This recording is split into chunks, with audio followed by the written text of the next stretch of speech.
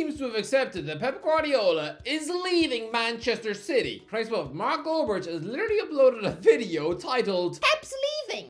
Sorry, he sounds like his wife trying to break the news to the kids. This whole narrative seems to be catching on. Everyone seems to have deduced that Guardiola is quitting the Etihad in the summer. I'm sorry, has someone booked his house? Did Goldberg ask Pep's wife to wear a wire? Is there a secret camera hidden in that unopened box of Frosties in the corner of the kitchen? Lads, I'm going to talk about Pep Guardiola becoming the England manager later in the video, but for now, let me ask you this. Hello, I am the Irish guy, and look, if I was a Man City fan, I would be terrified to my absolute core, because I think we all know that if they're not relegated by a judge, even if they are found innocent during their court case, even if the appeal process drags on for the next 5 or 6 years, I think we all know who their next manager is.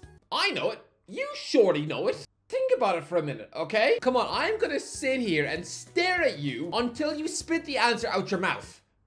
Come on. Come on, you can do it. I can wait all day. Come on, I don't care if you're sitting on a crowded bus alongside a bunch of agoraphobic nans ready to pepper spray anyone who says hello. I don't care if you're sitting in the corner of a tense waiting room at the dentist. Right now, you scream into your phone the name of the next Man City boss. 1, 2, 3, go.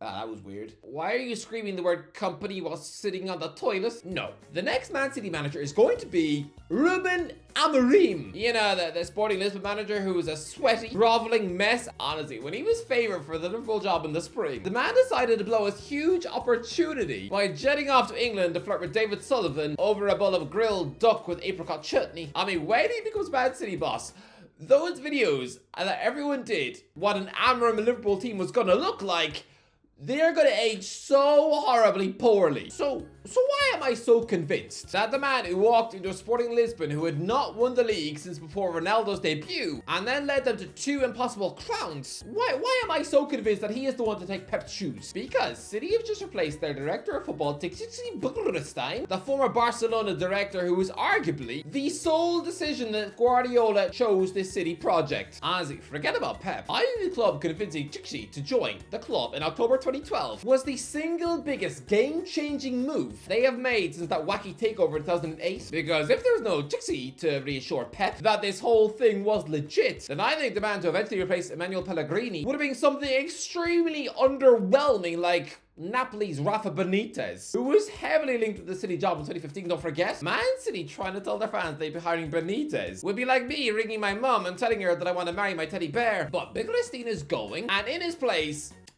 is a Newcastle flop. Yeah, it's weird. Hugo Viana had a horrible experience in English football. A talented luxury central midfielder who did well for Sporting, Valencia, and Braga throughout his career. He had nearly 30 Portugal caps. He was a decent player. Someone who was probably on par with Mikel Arteta ability-wise. But he was signed by Newcastle for 8.5 million in June 2002 when he was just 19. Yeah, the chairman Freddie Shepherd justified the huge outlay by saying that he was spending that money on the best young player in world football.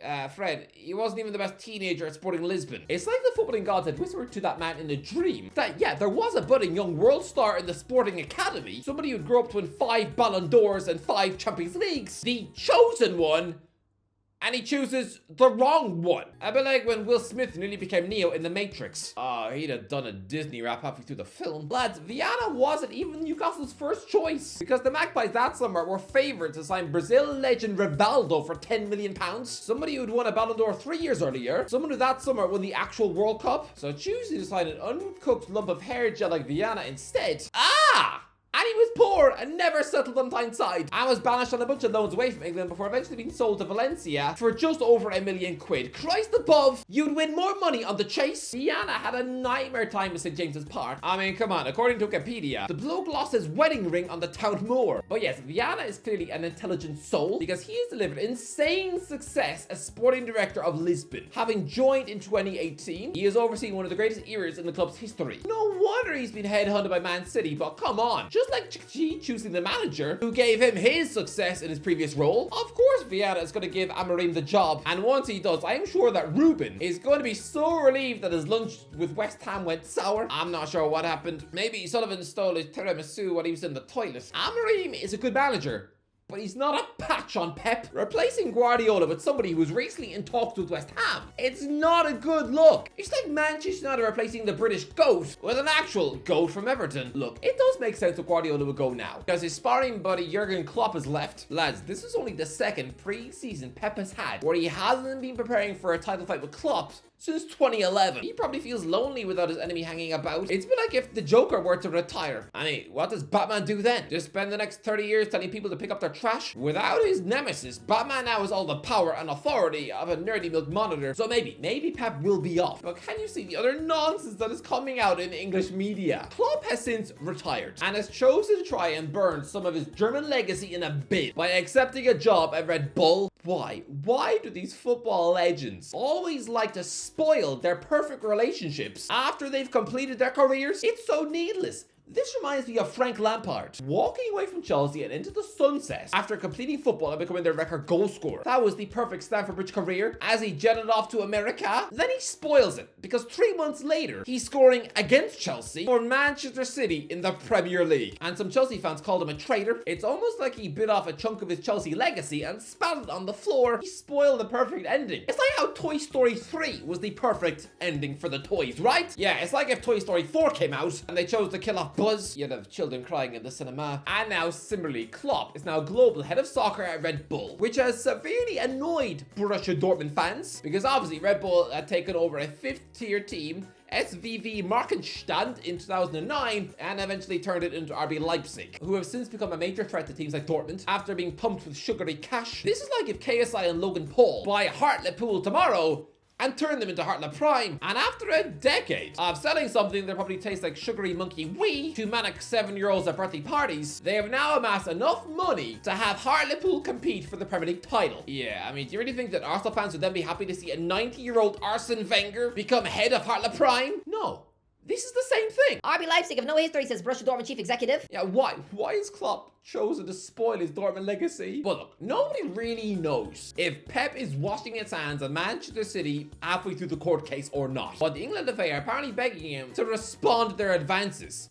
Apparently he's been ghosting them since the summer. The whole of England seems to have deluded themselves into thinking that arguably the greatest manager of all time is going to accept the poison chalice of the England job. This is like when Sir Alex Ferguson was offered the England job 3 times in his career. Trying to give the England job to a fiercely proud Scotsman. I mean, the complete lack of self-awareness. You'd have had more chance of convincing Susan Boyle to put down the fork. The desperation is truly pathetic because last night on Sky Sports, you had journalist Kaveh Sovakol desperately trying to plead with a bewildered co-host that his harebrained scheme was correct. He was given 10 minutes on national television to put forward some plan he clearly dreamed up on the toilet, where the FA should have 2 managers. Give Lee Carsey the World Cup qualifiers and Nations League matches during the year, but I mean, give Pep a 10-week contract. Ask him to step in for a month and manage the England team at the 2026 World Cup and the 2028 Euros on home soil. Have you ever heard of such pathetic nonsense? I am sorry, but this is a bit like realizing and understanding that Pep is so far out of your league. You're so terrified of the obvious rejection that you're trying to give him mega bucks for minimum work. This is a bit like that geek at school, going up to the most popular girl, the prom queen, and no, not asking her if she'll go out with him. Oh no, he asks her if she'll spit in his yogurt. It's desperately creepy. This is the equivalent of a Facebook poke. How could this possibly work? Does anyone think that Pep is an instant impact manager? Someone who can walk into a dressing room of strangers, magically click his fingers, and get them to instantly play a seamless, complicated Pep ball after a couple of training sessions in June? Lads, Sam Allardyce is more of an instant impact manager than Pep. Guardiola is absolutely not a man all about instant results. Surprise about this, someone who needs his players on the training pitch every single day. Don't give him just 12 games as England boss, spread out over 2 tournaments 2 years apart. Don't forget, this is someone who on his managerial debut with one of the greatest Barcelona teams of all time, he lost 1-0 to newly promoted Numancia, something which sounds like a type of skin cream. His debut season at Man City was fairly awful. A manager with a lesser reputation would have been sacked. Conceding 4 goals at the likes of Leicester and Everton, they went on a springtime run of winning just 2 out of 8 league matches. Price, well, there was a 0-0 draw at home with Stoke.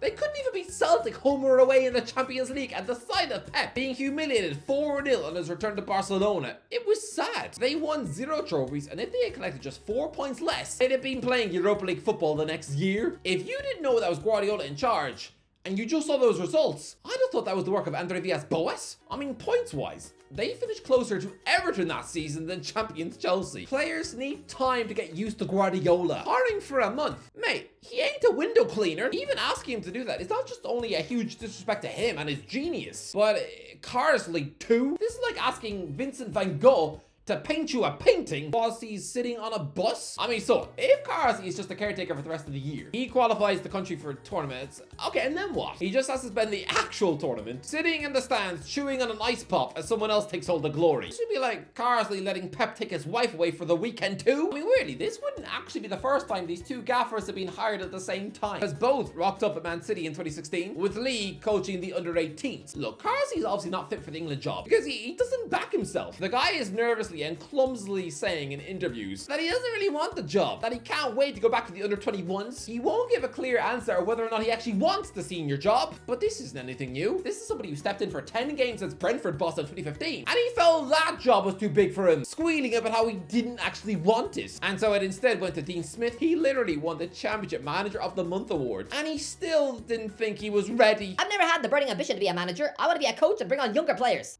The current England manager, everyone. The lack of self-belief is outstanding. The guy loves the comfort zone more than Homer Simpson. Guardiola as England manager is unrealistic. Guardiola as a part-time second manager is ridiculous. How can this other tribe be seriously peddled on national TV? It's crazy. It's like a suggestion you would hear from a crazy homeless man whilst he's chatting to pigeons in the park. Two managers? Look, Guardiola is an absolute dream appointment, obviously, but you're not getting him. This isn't a movie. Yes, the perfect Marvel-esque ending to this whole saga would be that, yes, the Klopp v Pep rivalry would extend from Borussia Dortmund versus Bayern Munich, evolve to Liverpool versus Man City, and then finally, when they're old and grey, they finally meet with Germany versus England in a World Cup final. Well, lads, this isn't Marvel. Wolverine isn't eating cookies in your kitchen. You're not gonna find Nightcrawler reading a book in your bed. Pep ain't gonna be the England manager. Why would he want to? It's nonsense. No way does this happen. Pah! Anyway, that's the end of the video. Let me know in the comments section, what do you think? What do you think? Who's gonna be the next manager? Surely not Pep. Let me know in the comments. If you enjoyed the video, don't forget to give a like, share, and subscribe as always. I'll talk to you in a while.